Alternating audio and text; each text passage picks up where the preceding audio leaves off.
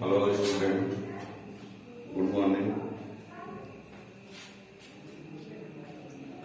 आज 12th class physics का first chapter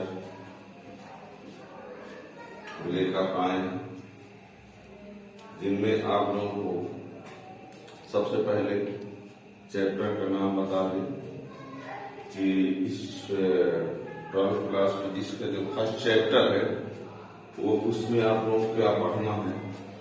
तो class 12 physics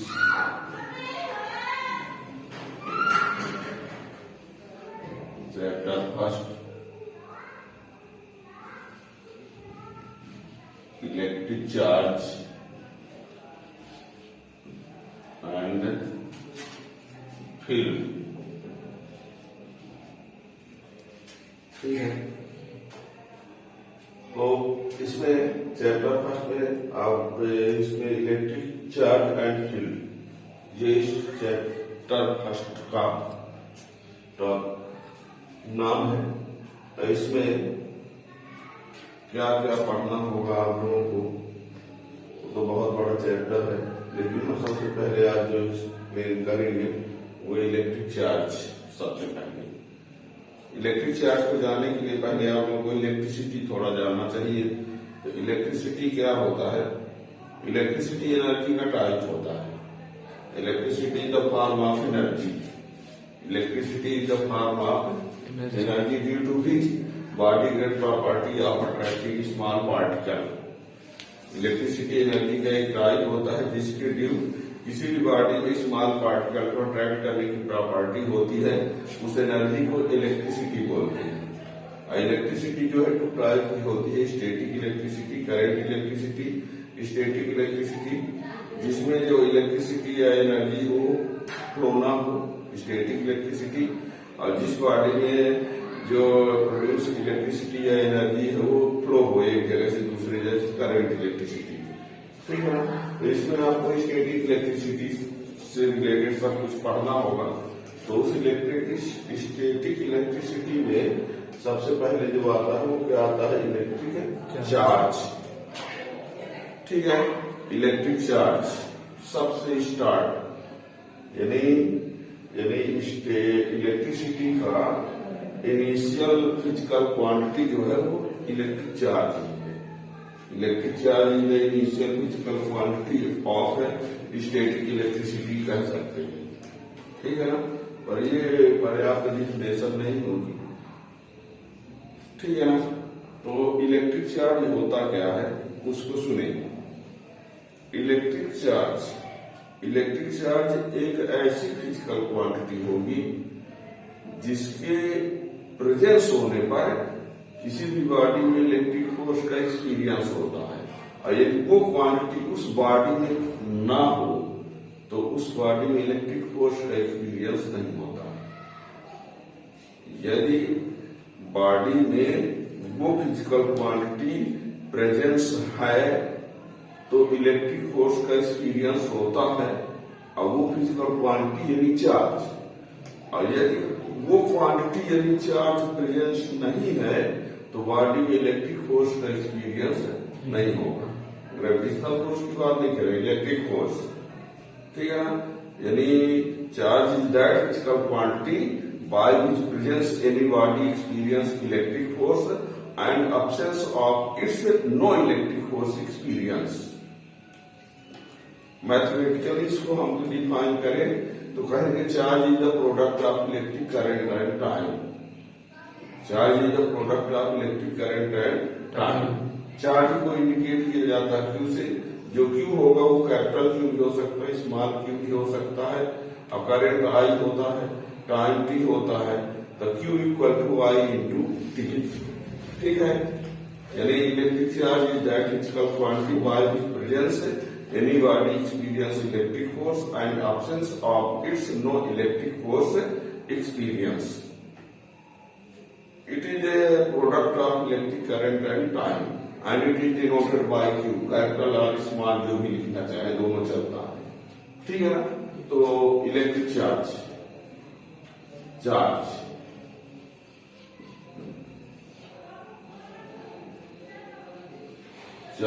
is that physical quantity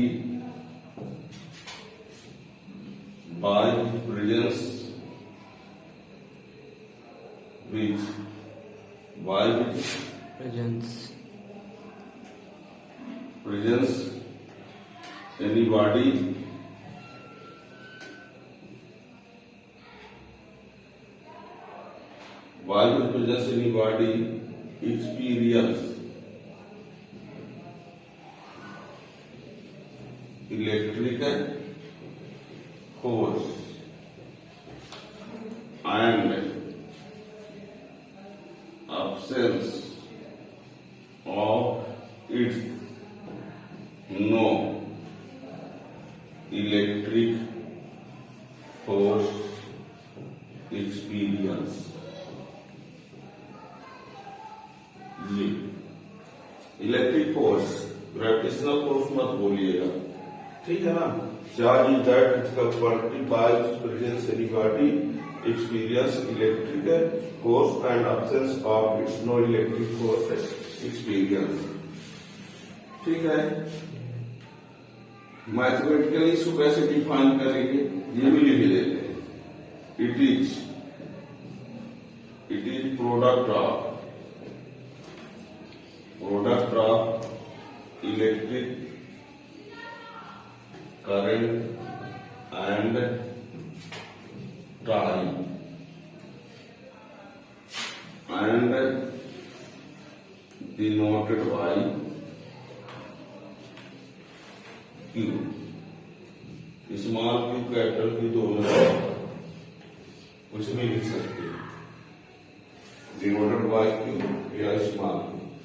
अब करंट क्या होता है, करंट आप लोग ये 10th क्लास में पढ़ चुके होंगे, नहीं भी पढ़े होंगे तो आगे सेकंड यूनिट भी इसमें पढ़ने को मिलेगा, फिर वहां जानना। करंट वैसे होता है rate of flow of charge through the conductor, ठीक है। आप फिलहाल आप केवल जानो करंट कोई क्वांटिटी है ना, और चार्ज होता है करंट और टाइम का प्रोडक्ट, ठीक। That is Q equal to I into T. ये R यदि हम स्मॉल Q लिखे तो I into T. I means current और T मीन्स टाइम। और ये चार्ज तो है ही है। करंट का मीन्स इलेक्ट्रिक करंट से है, वाटर करंट मत समझिएगा, लिक्विड करंट मत समझिएगा, ठीक है ना। Charge is equal to current into time, ठीक है। ये चार्ज की डिफिनेशन, तो Q equal to I T, ठीक है ना। तो ये हो गया इलेक्ट्रिक चार्ज। इसके बाद इसमें ये होता है, इसकी यूनिट भी बता दें थोड़ा सा जल्दी से। Unit of charge since Q equal to I into T. I की यूनिट क्या होती है, आप लोग 11th में 9th में पढ़ चुके हैं, एम्पियर। और ये करंट की ampere, time second. Q equal to I T, I का यूनिट एम्पियर, टाइम की यूनिट सेकेंड। और आज के बाद जान लीजिए एम्पियर इंटू सेकेंड से बनता है कूलॉम। ये यूनिट है चार्ज की सिस्टम में, एसआई सिस्टम में। इसी को हम स्टैट कूलॉम लिखते, तो ये स्टैट कूलॉम की सिस्टम में होगी, सीजीएस सिस्टम में।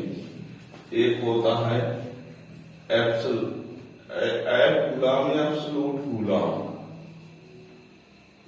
ये इसको बोलते हैं इलेक्ट्रोमैग्नेटिक यूनिट, समझिए, एम्पियर इंटू सेकेंड से क्या बना, कूलाम। तो कूलाम चार्ज की कौन सी यूनिट है, एसआई। स्टैट कूलाम चार्ज की कौन सी यूनिट है, सीजीएस। अब इसको डायरेक्ट कूलाम या एब्सोल्यूट कूलाम पढ़ते हैं। ये कैसी यूनिट है, इलेक्ट्रोमैग्नेटिक यूनिट ऑफ चार्ज। फिर से सुना, इलेक्ट्रोमैग्नेटिक यूनिट ऑफ चार्ज। और ये जो सीजीएस में यूनिट है, इसको ईएसयू भी बोलते हैं, इलेक्ट्रोस्टैटिक यूनिट ऑफ चार्ज। फिर से सुनना, जो सीजीएस सिस्टम में स्टैट कूलाम होता है, stat coulomb is the electrostatic unit of charge. Stat coulomb क्या है, चार्ज की यूनिट है। कैसी यूनिट है, सीजीएस यूनिट या इलेक्ट्रोस्टैटिक यूनिट, ठीक है ना। और एब्सोल्यूट कूलाम या आयत coulomb electromagnetic unit of charge. ध्यान दीजिएगा, कभी आप इसको एएमयू सुने होंगे, तो एएमयू एटॉमिक मास यूनिट एक होता है, पर यहाँ ईएमयू हमने लिखा है, ठीक है ना। अब वेयर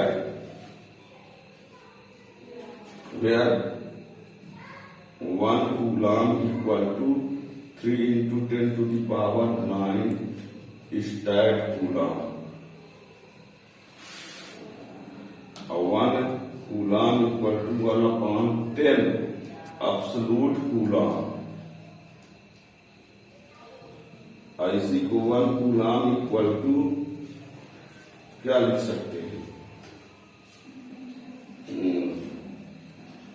1 कूलाम इक्वल टू क्या लिख सकते हैं, 10 कूलाम।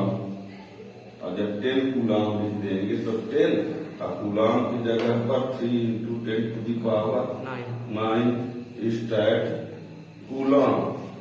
स्टैट कूलाम ये तो ऑल होगा 3 into 10 to the power 10 stat coulomb. ये इसका 1 कूलाम इक्वल यानी 1 coulomb equal to 3 into 10 to the power 9 stat coulomb. 1 coulomb equal to 1/10 आयत कूलाम। और 1 coulomb equal to 3 into 10 to the power 9 10 stat coulomb. ये याद रखेंगे, ठीक है। ये अब यहां पर बता दें, यदि इतने को आप जानते हैं तो यदि आपसे कहा जाएगा कि चार्ज की बड़ी यूनिट कौन सी है, तो कूलाम है। चार्ज की यूनिट एसआई में कूलाम, सीजीएस में स्टैट कूलाम, इलेक्ट्रोमैग्नेटिक में आयत कूलाम। तो इनमें से देखा जाए तो सबसे बड़ी कौन सी है, कूलाम। लेकिन आप लोगों को बता दें, इन सबसे बड़ी भी एक यूनिट होती है और उस यूनिट को बोलते हैं Faraday. Faraday is the biggest unit of charge. Charge की सबसे बड़ी यूनिट होती है फैराडे। 1 फैराडे इक्वल टू होता है 96,500 कूलाम। वो लिखे भी देते हैं, लिख दे रहे हैं।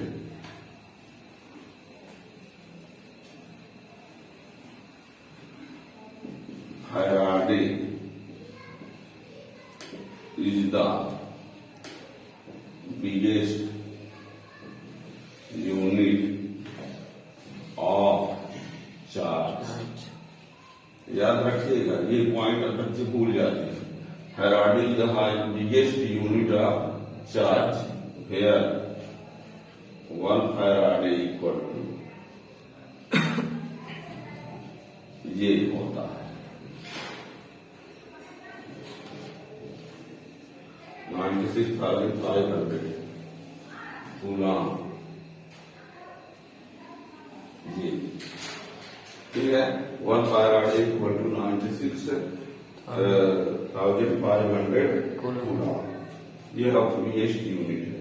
यदि आईएसआई यूनिट पूछता है तो आप कूलाम, यदि एसआई नहीं कहता है यूनिट ऑफ चार्ज, तो कॉमन में सबसे ज्यादा यूज होने वाला चार्ज की यूनिट कूलाम ही होता है ना।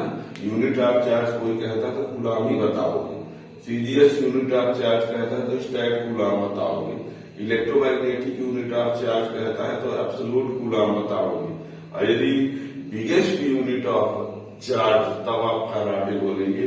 1 how many coulomb in 1 Faraday, ऐसा क्वेश्चन करके कभी पूछ दिया जाता है, तो ज्यादातर बच्चों को वही कूलाम याद रहता है कि सबसे बड़ी यूनिट कूलाम है ना, फैराडे बोल रहे हैं। आगे चल करके आप लोग कैपेसिटर पढ़ेंगे तो हमारी कैपेसिटी की यूनिट फैराड होगी, पर वो फैराड होगा, ये फैराडे है, ठीक है ना, फैराडे ना कि फैराड।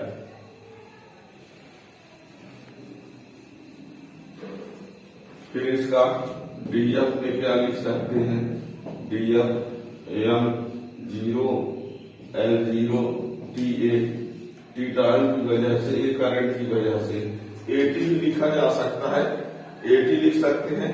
लेकिन क्या है कि 11th क्लास में जब डायमेंशन की स्टार्टिंग हुई थी तो वहां पर क्या बताया जाता था कि डायमेंशन फार्मूला को हमेशा एमएलटी के फॉर्म में लिखते हैं, और एमएलटी में से कोई अपसेट हो तो पावर को 0 लिख दिया जाता है। इसलिए हमने ऐसा कर दिया है कि आपने 80 लिख दिया, टीए लिख दिया तो भी सही रहेगा, है ना। डीएफ, इसका डीएफ चार्ज का डीएफ पढ़ रहे हैं, डीएफ आप क्यू लिखे देते हैं, लीजिए डीएफ आप क्यू, ठीक। डायमेंशन फार्मूला आप क्यू ये है, चार्ज का डायमेंशन फार्मूला। कुछ है अदर यूनिट भी है चार्ज में, अदर यूनिट ऑफ चार्ज, वो है milli coulomb, micro coulomb, nano coulomb, pico coulomb, ये यार 1 milli coulomb equal to 10 to the power -3 coulomb, 1 micro coulomb 10 to the power -6 coulomb, 1 nano coulomb 10 to the power -9 coulomb, 1 pico coulomb 10 to the power -12 coulomb. यहाँ पर PC is also called micro coulomb, इसी is also called micro coulomb, means pico coulomb को micro coulomb भी कहते हैं। फिर 1 PC means 1 micro coulomb, याद रखिए इसको भी, यानी 1 पिको कूलाम में 1 माइक्रो कूलाम होता है, यानी पिको कूलाम और माइक्रो कूलाम एक ही है, ठीक है। -6 कूलाम तो डबल 6 है, मीन्स 12 है तो 2 माइक्रो, ठीक है ना। तो ये हो गया, इनको याद रखेंगे, निवेद में क्वेश्चन में काम आता है, बॉय तो किसी में दिया रहेगा उसे कूलाम में कन्वर्ट करना होगा, तो ये आपको याद होना चाहिए, ठीक है ना। तो ये unit of charge is a scalar quantity, charge क्या है, स्केलर क्वांटिटी है, ये भी याद रखिएगा, ठीक है ना। Charge is scalar quantity. इसके बाद आता है type of charge, type of charge, charge 2 type का होता है। इसके लिए देखिए, ये बता दें, 2 टाइप को समझने के लिए देखिएगा क्या होता है। जैसे मान लीजिए किसी बॉडी में चार्ज है, कैसे जनरेट होता है। यदि मान लीजिए 2 बॉडी है, 2 बॉडी को हम एक दूसरे से रब करते हैं, 2 बॉडी को एक दूसरे से रब करते हैं, सुनना, 2 बॉडी को जब एक दूसरे से रब करते हैं तो एक बॉडी से इलेक्ट्रॉन निकल के दूसरे वाले बॉडी में ऐड हो जाते हैं। एक बॉडी से इलेक्ट्रॉन निकलेंगे, दूसरे वाले बॉडी में इलेक्ट्रॉन ऐड हो जाएंगे। तो जिस बॉडी से इलेक्ट्रॉन निकलेंगे वो पॉजिटिवली चार्ज होगी, और जिस बॉडी में इलेक्ट्रॉन ऐड होंगे वो निगेटिवली चार्ज होगी। अब आखिर दो बॉडी को रब्ड करने पर इलेक्ट्रॉन निकलेंगे किससे, तो ये बता दे कि जिस बॉडी का वर्क फंक्शन कम होगा। अब वर्क फंक्शन आगे समझना होगा, फिर भी वैसे ये बता दे किसी बॉडी से इलेक्ट्रॉन इमिशन के लिए जितनी एनर्जी की जरूरत पड़ती है उस एनर्जी को वर्क फंक्शन बोलते हैं, है ना। ये जान लीजिए कि जिस बॉडी का वर्क फंक्शन कम होगा उससे इलेक्ट्रॉन निकलेंगे और जिस बॉडी का वर्क फंक्शन ज्यादा होगा उसमें इलेक्ट्रॉन जाके ऐड हो जाएंगे। देखिए क्या कह रहे हैं, एक बॉडी ए, दूसरी बॉडी क्या है बी। एक बॉडी ए, एक बॉडी बी, इन दोनों को हम क्या हमने रब्ड किया, ठीक है। इससे इलेक्ट्रॉन निकल के इसमें चले गए, इलेक्ट्रॉन निकल के इसमें जा रहे हैं, तो इसमें जो चार्ज होगा, इसका जो चार्ज होगा वो कौन सा होगा, पॉजिटिव चार्ज, और इसमें जो चार्ज होगा वो निगेटिव चार्ज होगा। और इसका वर्क फंक्शन फाई, इसको बोलते हैं वर्क फंक्शन फाई। यहाँ पर फाई वर्क फंक्शन होता है, वर्क फंक्शन को फाई नॉट की तरह कहते हैं।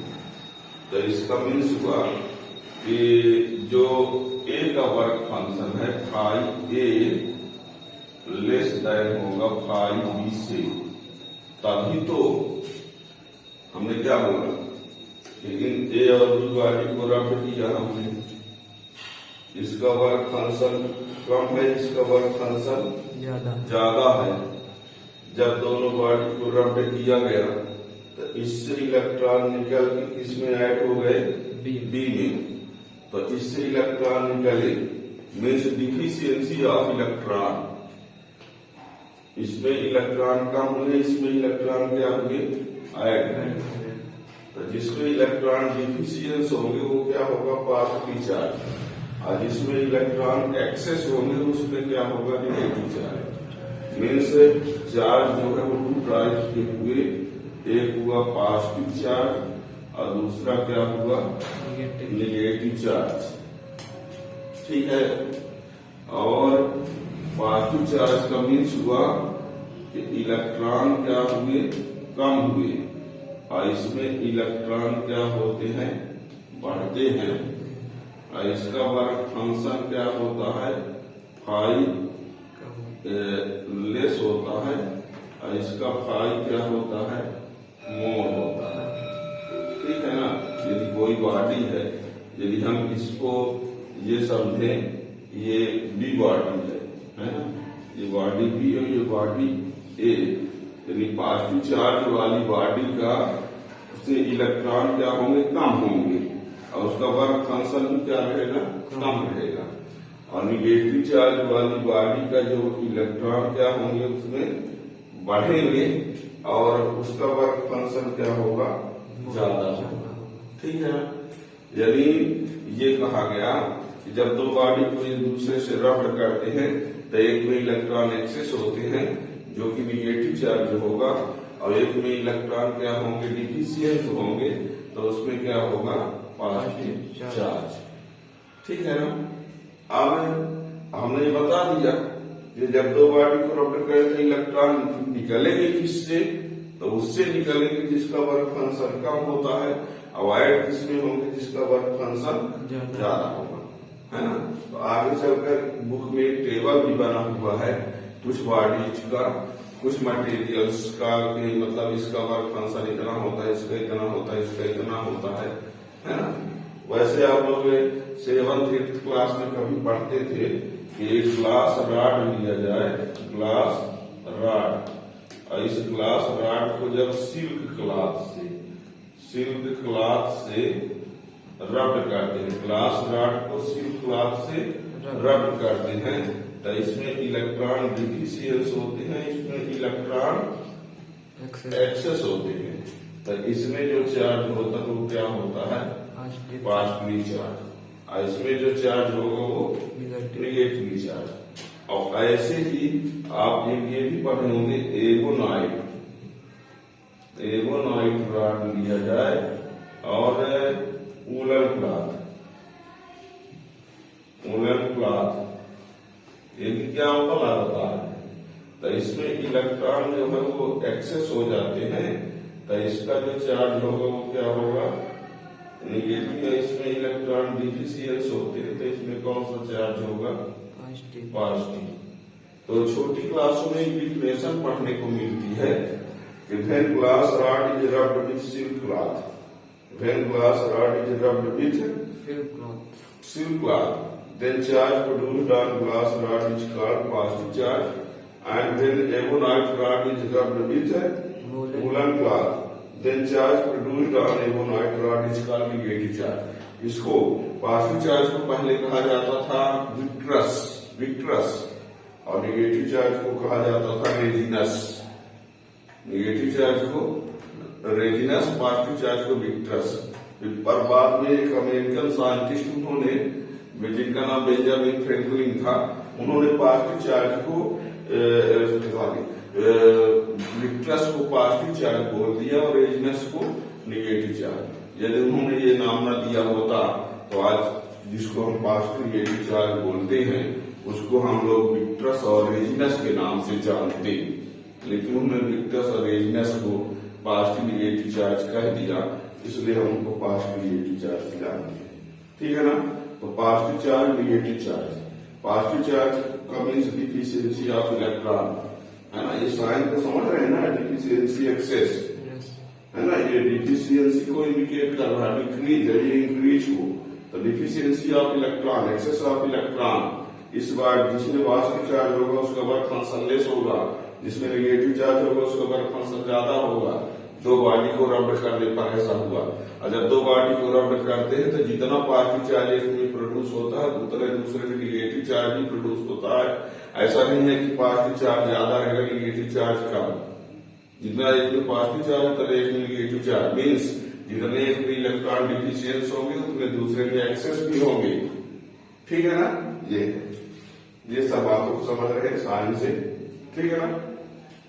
अब थोड़ी सी ये बता दें कि अब जब एक्सपेरिमेंट किया गया था तो वहां ये भी देखा गया था एक्सपेरिमेंट में कि जो प्लस प्लस चार्ज होते हैं या माइनस माइनस चार्ज होते हैं वो क्या करते हैं, रिपल होते हैं।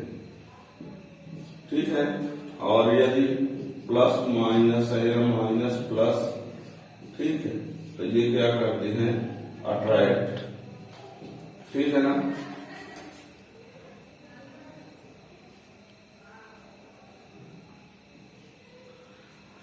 लाइक चार्ज होते हैं क्या करते हैं, रिपल करते हैं। प्लस प्लस होंगे तो रिपल करेंगे, माइनस माइनस होंगे तो रिपल करेंगे, प्लस माइनस होंगे तो माइनस प्लस होंगे तो क्या करेंगे, अट्रैक्ट करेंगे। तो जब एक्सपेरिमेंट किया गया था स्टार्ट में तो वैसे पता चल गया था लाइक चार्ज क्या करते हैं, रिपल करते हैं, लाइक चार्ज क्या करते हैं, अट्रैक्ट करते हैं। ठीक है ना। अब यहाँ पर थोड़ी सी एक बात और आप लोग ध्यान रखेंगे, वो ये है यदि किसी बॉडी को पॉजिटिव चार्ज दिया जाता है, पॉजिटिव चार्ज करते हैं, यदि किसी बॉडी को पॉजिटिव चार्ज करते हैं तो उसका मास डिक्रीज होता है, और यदि निगेटिव चार्ज होता है तो उसका मास इंक्रीज होता है। किसी बॉडी को पॉजिटिव चार्ज देना मीन्स उससे इलेक्ट्रॉन निकाल देना, किसी को निगेटिव चार्ज देना मीन्स उसमें इलेक्ट्रॉन बढ़ा देना। तो किसी बॉडी को पॉजिटिव चार्ज करने पर उसका मास डिक्रीज और निगेटिव चार्ज करने पर मास इंक्रीज। ठीक है ना। ये इतना याद रखेंगे। अब इंक्रीज, अब इलेक्ट्रॉन का जितना मास होता है उतना ही, जितने ही इलेक्ट्रॉन बढ़ेंगे घटेंगे तो एक इलेक्ट्रॉन का जो मास होगा उतने टाइम्स इंक्रीज डिक्रीज होता रहेगा। अब इलेक्ट्रॉन का मास भले बहुत कम होता है पर होता तो है ही है। तो जब इलेक्ट्रॉन किसी बॉडी से निकलेंगे तो अपना मास लेके ही जाएंगे, तो उतना मास तो कम हो ही जाएगा। ठीक है ना। अब ये कहो कि मास, इलेक्ट्रॉन का मास बहुत कम होता है तो उसका फर्क ही ना पड़ेगा, फर्क पड़े या ना पड़े लेकिन कम तो होगा ही। ठीक है ना।